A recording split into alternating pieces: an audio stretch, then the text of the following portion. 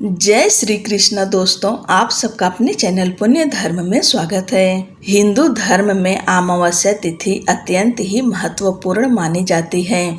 यह पितरों को समर्पित होती है, इसलिए अमावस्या के दिन पूर्वजों का पिंडदान और तर्पण भी किया जाता है। बता दें कि जब अमावस्या शनिवार के दिन पड़ती है तो उसे शनिश्चरी अमावस्या या शनि अमावस्या के नाम से जाना जाता है।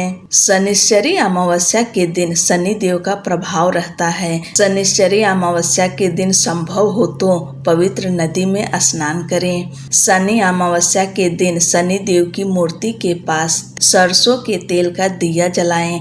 तेल में काला तिल और साबुत उड़द की दाल भी डालें। शनि अमावस्या के दिन शाम के समय पीपल के पेड़ के नीचे सरसों के तेल का दिया जलाएं और 7 बार परिक्रमा करें। इस दिन शमी के पेड़ की पूजा भी फलदायी होती है। शनि अमावस्या के दिन गरीबों को काला तिल, काला कंबल और काले रंग के कपड़े दान करें। शनि अमावस्या के दिन काले कुत्ते को सरसों का तेल लगी रोटी खिलाएं। ऐसा करने से शनि देव प्रसन्न होते हैं। आज 23 अगस्त है और शनिश्चरी अमावस्या है। आज के दिन जितना भी पुण्य काम करना चाहते हैं आप कर सकते हैं। आज के दिन गरीबों को दान देना बहुत ही शुभ होता है। आप चाहे अन्न का दान, धन का दान, वस्त्र का दान, जो भी हो अपने सामर्थ्य के अनुसार दान अवश्य करें। इसी के साथ शनि देव की यह कथा अवश्य सुने। एक समय में स्वर्ग लोक में सबसे बड़ा कौन के प्रश्न पर 9 ग्रहों में वाद विवाद हो गया। निर्णय के लिए सभी देवता देवराज इंद्र के पास पहुँचे और बोले, हे देवराज, आपको निर्णय करना होगा कि हम में से सबसे बड़ा कौन है। देवताओं का प्रश्न सुन इंद्र उलझन में पड़ गए। फिर उन्होंने सभी को पृथ्वी लोक में राजा विक्रमादित्य के पास चलने का सुझाव दिया। सभी ग्रह भूलोक राजा विक्रमादित्य के दरबार में पहुँचे। जब ग्रहों ने अपना प्रश्न राजा विक्रमादित्य से पूछा तो वह भी कुछ देर के लिए परेशान हो उठे, क्योंकि सभी ग्रह अपनी अपनी शक्तियों के कारण महान थे। किसी को भी छोटा या बड़ा कह देने से उनके क्रोध के प्रकोप से भयंकर हानि पहुंच सकती थी। अचानक राजा विक्रमादित्य को एक उपाय सूझा और उन्होंने विभिन्न धातुओं जैसे सोना, चांदी, कांसा, तांबा, सीसा, रांगा, जस्ता, अभ्रक व लोहे के 9 आसन बनवाए। सबसे आगे सोना और सबसे पीछे लोहा का आसन रखा गया। उन्होंने सभी देवताओं को अपने अपने आसन पर बैठने को कहा। उन्होंने कहा, जो जिसका आसन हो ग्रहण करे। जिसका आसन पहले होगा वह सबसे बड़ा तथा जिसका बाद में होगा वह सबसे छोटा होगा।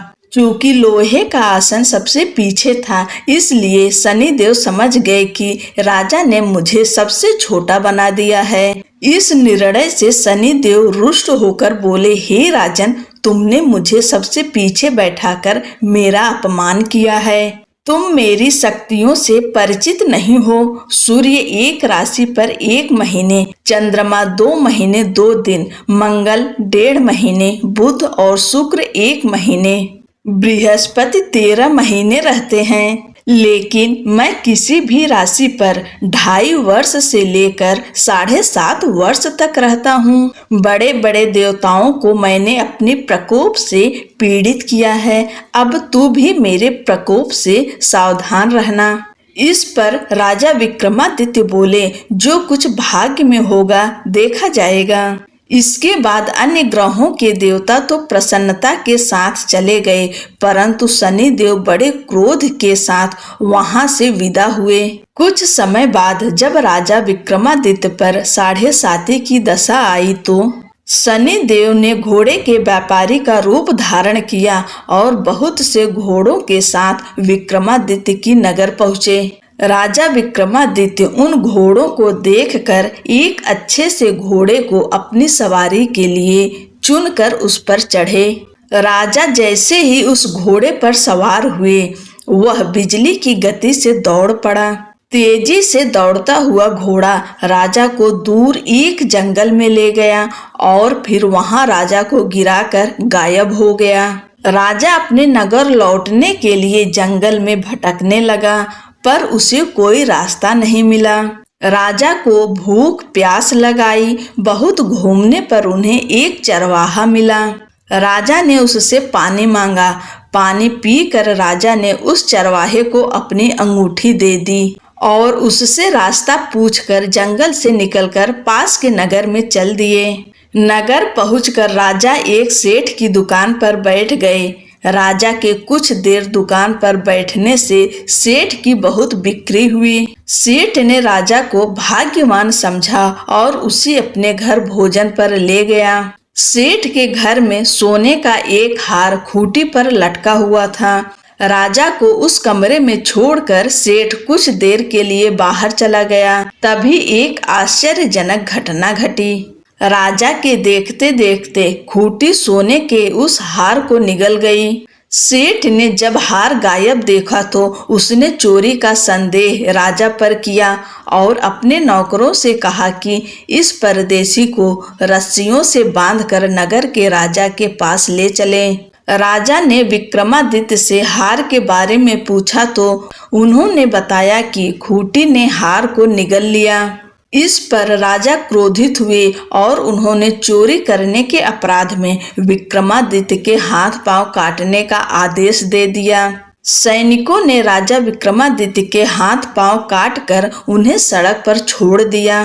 कुछ दिन बाद एक तेली उन्हें उठाकर अपने घर ले गया और उसे कोल्हू पर बैठा दिया। राजा आवाज देकर बैलों को हाँकता रहता। इस तरह तेली का बैल चलता रहा और राजा को भोजन मिलता रहा। शनि के प्रकोप की 7.5 पूरी होने पर वर्षा ऋतु प्रारंभ हुई। एक रात विक्रमादित्य मेघ मल्हार गा रहा था। तभी नगर की राजकुमारी मन भावनी रथ पर सवार उस घर के पास से गुजरी। उसने मल्हार सुना तो उसे अच्छा लगा और दासी को भेजकर गाने वाले को बुला लाने को कहा। दासी लौटकर राजकुमारी को अपंग राजा के बारे में सब कुछ बता दिया।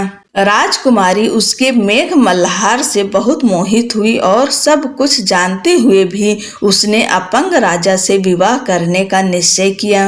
राजकुमारी ने अपने माता पिता से जब यह बात कही तो वह हैरान रह गए। उन्होंने उसे बहुत समझाया पर राजकुमारी ने अपनी जिद नहीं छोड़ी और प्राण त्याग देने का निश्चय कर लिया। आखिरकार राजा रानी को विवश होकर अपंग विक्रमादित्य से राजकुमारी का विवाह करना पड़ा। विवाह के बाद राजा विक्रमादित्य और राजकुमारी तेली के घर में रहने लगे। उसी रात स्वप्न में शनिदेव ने राजा से कहा, राजा तुमने मेरा प्रकोप देख लिया। मैंने तुम्हें अपने अपमान का दंड दिया है। राजा ने शनिदेव से क्षमा करने को कहा और प्रार्थना की, हे शनिदेव, आपने जितना दुख मुझे दिया है अन्य किसी को न देना।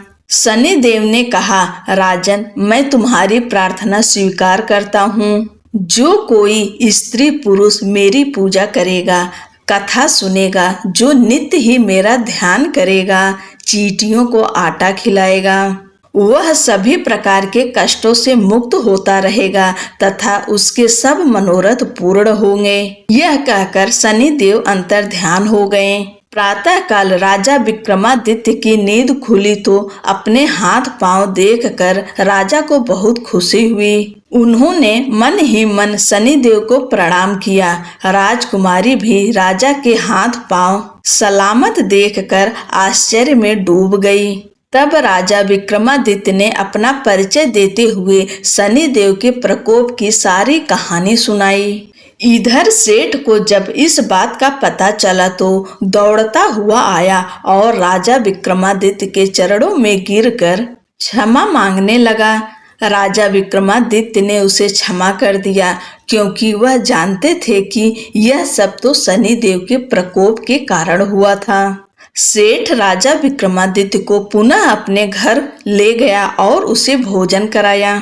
भोजन करते समय वहां एक आश्चर्य घटना घटी। सबके देखते देखते उस खूंटी ने हार उगल दिया। सेठ ने अपनी बेटी का विवाह भी राजा के साथ कर दिया और बहुत से स्वर्ण आभूषण, धन आदि देकर राजा को विदा किया। राजा विक्रमादित्य राजकुमारी मन भावनी और सेठ की बेटी के साथ अपने नगर वापस पहुंचे तो नगर वासियों ने हर्ष के साथ उनका स्वागत किया। अगले दिन राजा विक्रमादित्य ने पूरे राज्य में घोषणा कराई कि शनि देव सब ग्रहों में सर्वश्रेष्ठ हैं। प्रत्येक स्त्री पुरुष शनिवार को उनका व्रत करें और व्रत कथा अवश्य सुने। राजा विक्रमादित्य की घोषणा से शनि देव बहुत प्रसन्न हुए। शनिवार का व्रत करने और व्रत कथा सुनने से शनि देव की अनुकंपा बनी रहती है और भक्त के सभी दुख दूर होते हैं।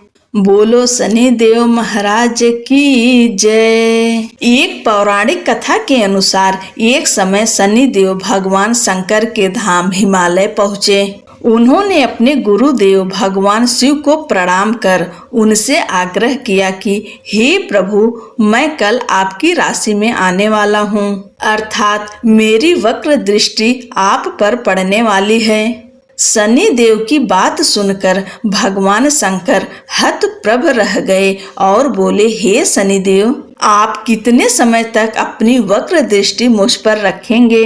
शनि देव बोले, हे नाथ, कल सवा प्रहर के लिए आप पर मेरी वक्र दृष्टि रहेगी। शनि देव की बात सुनकर भगवान शंकर चिंतित हो गए और शनि की वक्र दृष्टि से बचने के लिए उपाय सोचने लगे।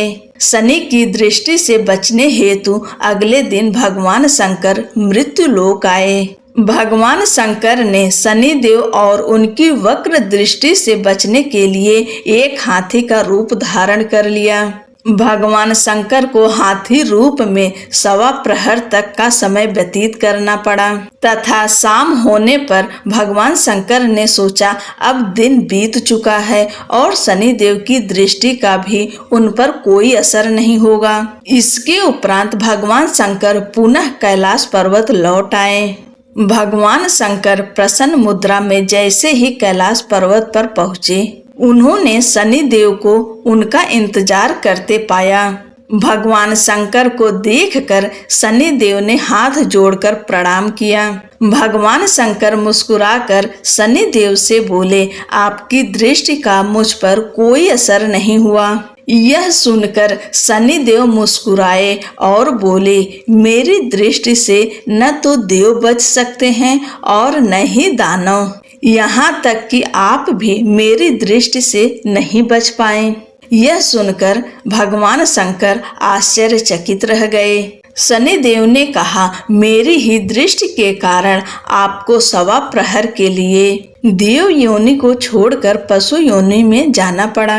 इस प्रकार मेरी वक्र दृष्टि आप पर पड़ गई और आप इसके पात्र बन गए। शनि देव की न्याय प्रियता देखकर भगवान शंकर प्रसन्न हो गए और शनि देव को हृदय से लगा लिया। एक कथा के अनुसार भगवान श्री गणेश भी शनि देव की नजर से नहीं बच सके थे और उन्हें भी शनि की वक्र दृष्टि का सामना करना पड़ा था। ब्रह्मवैवर्त पुराण के अनुसार माता पार्वती ने पुत्र प्राप्ति के लिए पुण्यक नामक व्रत था, जिसके फलस्वरूप भगवान विष्णु ने उनके गर्भ में बालक रूप में जन्म लिया। जन्म के पश्चात सभी देवी और देवता शिव पार्वती को बधाई देने और बालक गणेश को आशीर्वाद देने के लिए बारी बारी से उपस्थित हुए, परंतु शनि देव ने बालक गणेश को न तो देखा और न ही उनके पास गए। माता पार्वती को यह बात अपने पुत्र का अपमान लगी और वो रुष्ट हो गईं। दरअसल पार्वती जी को शनि देव की पत्नी द्वारा दिए गए श्राप के बारे में पता ही नहीं था। उनकी दृष्टि पड़ते ही हानि हो सकती है। उन्हें लगा कि शनि उनके पुत्र का अपमान कर रहे हैं। उन्होंने कहा, सूर्य पुत्र, अपनी गर्दन क्यों झुका रखी है? मेरी व मेरे पुत्र की ओर देखो। तुम मेरे पुत्र को देख क्यों नहीं रहे हो? इस पर शनिदेव ने कहा, माते, मेरा नहीं देखना ही अच्छा है, क्योंकि सभी प्राणी अपनी अपनी करने का फल भोगते हैं। मैं भी अपनी करने का फल भोग रहा हूँ। ऐसा कहकर शनिदेव अपने श्राप के बारे में बताते हैं। तब माता पार्वती ने कहा कि सब कुछ ठीक होगा, तुम्हारे देखने पर कुछ अमंगल नहीं होगा, क्योंकि यह मेरा पुत्र है और इसे सभी देवताओं ने आशीर्वाद दिया है। शनि देव ने माता पार्वती का रुष्ट भाव समझकर उनकी आज्ञा मान ली और बालक गणेश को देख लिया।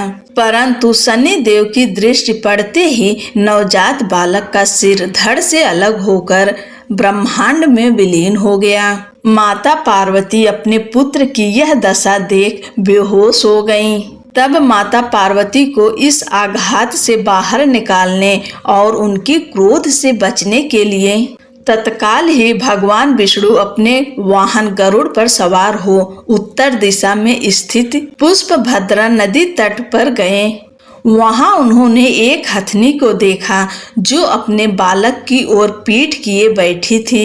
इस संबंध में यह भी कहा जाता है कि वहां उन्होंने देखा कि एक हथनी अपने नवजात शिशु को लेकर उत्तर दिशा में सिर करके सो रही थी। भगवान विष्णु ने शीघ्र ही सुदर्शन चक्र से नवजात गज शिशु का मस्तक काट लिया और वे उसे लेकर शिवलोक पहुँचे तथा माता पार्वती के बालक के धड़ पर लगाकर उसके प्राण वापस किए।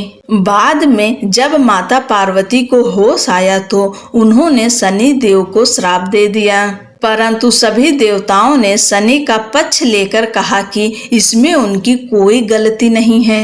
आपको तो इन्होंने सारी बात बता ही दी थी कि वे आपके बालक को क्यों नहीं देख रहे हैं, किंतु आपकी जिद पूरी करने हेतु ही शनि देव ने आपके पुत्र को देखा, इसमें इनका कोई कसूर नहीं है। तब माता पार्वती ने शनि देव को क्षमा कर दिया और श्राप को एक पैर की विकलता के रूप में परिवर्तित कर दिया।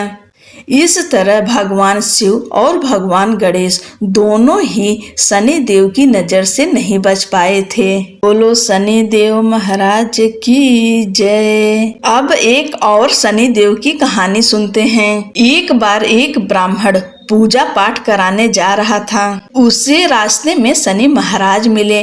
ब्राह्मण बोला, शनि महाराज आप कहाँ जा रहे हैं? तब शनि देव ने कहा, मैं राजा के लगने जा रहा हूँ। ब्राह्मण बोला, अगर तुम राजा के लगोगे तो सारी प्रजा दुखी होगी, इसलिए तुम मेरे लग जाओ। तब शनि देव बोले, कितने साल का लगूं? ब्राह्मण बोला, 7 साल के, 5 साल के, 2.5 साल के और 1.25 साल के। मुझसे ना उठाई जाएगी। तुम ऐसा करो, तुम मुझे 1.25 पहर के लिए लग जाओ। शनि देव ने कहा, ठीक है, तो मैं 1.25 पहर के लिए तुम्हें लग जाता हूँ। उसके बाद ब्राह्मण देवता नदी के किनारे आसन बिछाकर पाठ करने लगे। नदी में तो 2 मतीरे बहे जा रहे थे। ब्राह्मण ने उन दोनों मतीरों को निकालकर अपने घुटने के नीचे रख लिया। देखते ही देखते दोनों मतीरे राजा के बेटों के सिर बन गए।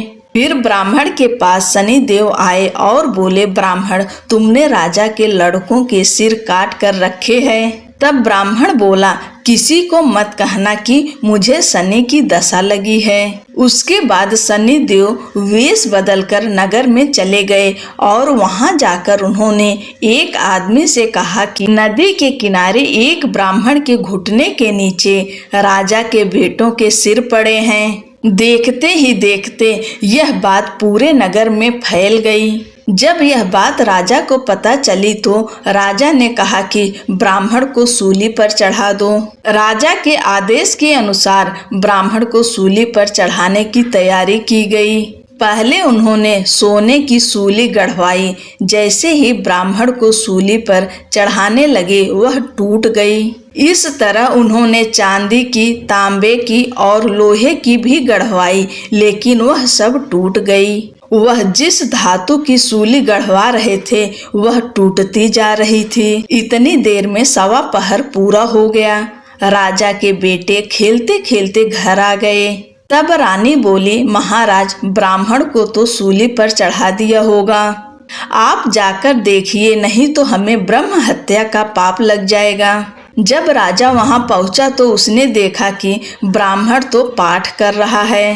तब राजा ने ब्राह्मण से पूछा, यह सब क्या है? तब ब्राह्मण ने कहा, महाराज, मैं जा रहा था, रास्ते में मुझे शनि महाराज मिले। उन्होंने कहा, मैं राजा के लगने जा रहा हूँ। मैंने उनसे कहा कि अगर तुम राजा को लगोगे तो सारी प्रजा दुखी होगी, इसलिए तुम मेरे लग जाओ।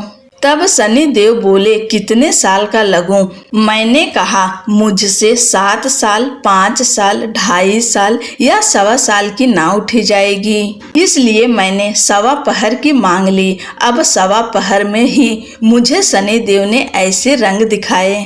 तब राजा कहने लगा कि शनि की दशा कैसे उतरेगी? तब ब्राह्मण बोला, राजा, सोने चांदी का दान, तांबे का दान, लोहे का दान और पीतल का दान करने से शनि की दशा से राहत मिलती है। तब राजा हैरान हो ब्राह्मण से पूछा, राजे, महाराजे और साहूकार तो सोने चांदी के दान कर देंगे, परंतु गरीब कैसे करेगा? तब ब्राह्मण ने कहा, तेल की पली और गुड़ की डली डकोत को देने से शनि की दशा से मुक्ति मिलती है। शनि देव का सोटा कभी न आवे टोटा, शनि की घड़ी ले 70 बला टली। 7 बार पीपल में जल चढ़ा दो तो सारी बला टल जाएगी। ब्राह्मण की बातें सुनकर राजा ब्राह्मण का धन्यवाद करके वहां से चला गया। फिर तो राजा नियमित रूप से हर शनिवार तेल, गुड़ और सामर्थ्य के अनुसार दान आदि करना शुरू कर दिया। इस तरह से ब्राह्मण की सूझबूझ से राजा के बेटों की जान बच गई। बोलो शनि देव महाराज की जय।